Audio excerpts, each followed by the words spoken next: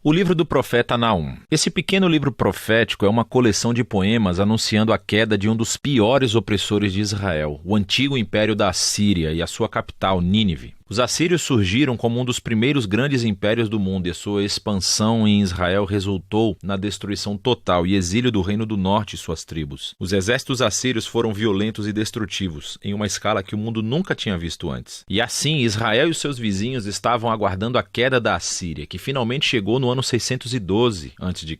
Os babilônios se levantaram e começaram uma rebelião que alcançou Nínive e derrubou o Império Assírio. E assim, o capítulo 2 descreve a queda de Nínive em poesia vívida, e o capítulo 3 explora a queda do Império como um todo. Mas esse livro não é apenas um discurso irado contra os inimigos de Israel. O capítulo introdutório nos mostra que há muito mais acontecendo aqui. O livro abre com um poema incompleto do alfabeto que começou descrevendo uma aparência poderosa da glória de Deus. É muito semelhante a como o livro anterior, Miqueias, começou e como o próximo livro, Abacuque, vai concluir. E é Deus, o Criador Todo-Poderoso, vindo para confrontar as nações e trazer sua justiça ao mal deles. E o poema começa citando a famosa linha da autodescrição de Deus, após o incidente do bezerro de ouro no livro de Êxodo, capítulo 34. O Senhor é tardio em irar-se, e Ele é grande em poder. Ele não vai deixar o mal impune. E assim o resto do poema vai e volta, contrastando o destino das nações violentas e arrogantes com o destino do remanescente fiel de Deus. Quando Deus derruba todos os impérios arrogantes, Ele provê refúgio para aqueles que se humilham perante Ele. Ora, aqui está o que é realmente interessante. Você pensou que esse livro era apenas sobre a Assíria, mas Naum, na verdade, não menciona Nínive ou Assíria no capítulo 1. E quando ele descreve a queda dos bandidos, ele usa a linguagem de Isaías sobre a queda da Babilônia, que aconteceu muito mais tarde na história. E não apenas isso, Naum também descreve a queda dos inimigos como uma boa notícia para o remanescente do povo de Deus. É uma alusão direta às boas novas de Isaías sobre a queda da Babilônia. E assim, todos esses pequenos detalhes do capítulo 1 se juntam para criar um ponto-chave. Para Naum, a queda de Nínive está sendo apresentada como um exemplo, como uma imagem de como Deus atua na história em todas as épocas. Como Ele não permitirá que os impérios arrogantes ou violentos de nosso mundo durem para sempre. E assim, a mensagem de Naum é na verdade muito parecida com a de Daniel. A Assíria está em uma longa linha de impérios violentos ao longo da história. E o destino de Nínive é um memorial ao compromisso de Deus de derrubar os violentos e arrogantes de todas as épocas. Com essa perspectiva do capítulo de abertura, o livro retorna ao foco na Assíria. E assim, o capítulo 2 descreve a batalha de Nínive e a queda da cidade em estágios progressivos. Então, primeiro vemos a linha de frente dos soldados babilônicos. E então, nós lemos sobre o ataque dos carros. E então, o caos nas muralhas da cidade quando a cidade é violada. Depois, o massacre do povo de Nínive e logo o saque da cidade. O capítulo 3 continua descrevendo os resultados da queda da cidade pelo império como um todo. Então, Naum começa anunciando uma desgraça sobre a cidade cujos reis a construíram com o sangue dos inocentes. É uma imagem de como a injustiça foi construída no próprio sistema que fez a Assíria ter tanto sucesso. Mas a violência dele semeou as sementes da sua própria destruição. E assim a Assíria cairá diante da Babilônia. O livro conclui com uma provocação contra o rei caído da Assíria. Ele está ferido com uma ferida fatal, e dentre todas as nações que ele oprimiu uma vez, ninguém veio para ajudá-lo. Em vez disso, eles cantam e celebram a sua destruição. E é assim que o livro termina. Agora, esse é um livro sombrio, mas é importante ver como a mensagem de Naum aborda os trágicos e perpétuos ciclos de violência e opressão humanas em todas as épocas. A história humana está cheia de tribos e nações se elevando e usando a violência para pegar o que querem, resultando na morte de inocentes. E o livro de Naum usa a Assíria e a Babilônia como exemplos para nos dizer que Deus está entristecido e que se importa com a morte dos inocentes, e que a sua bondade e a sua justiça o obrigam a orquestrar a queda de nações opressoras. E o juízo de Deus sobre o mal é uma boa notícia, a menos, claro, que você seja a Assíria. O que nos traz de volta para a conclusão do poema de abertura do capítulo 1, o que nos diz que o Senhor é bom e um refúgio no dia da aflição. Ele cuida daqueles que se refugiam nele. E assim, o pequeno livro de Naum convida todos os leitores a se humilharem diante da justiça de Deus e a confiar que, em seu tempo, ele derrubará os opressores de todo tempo e lugar.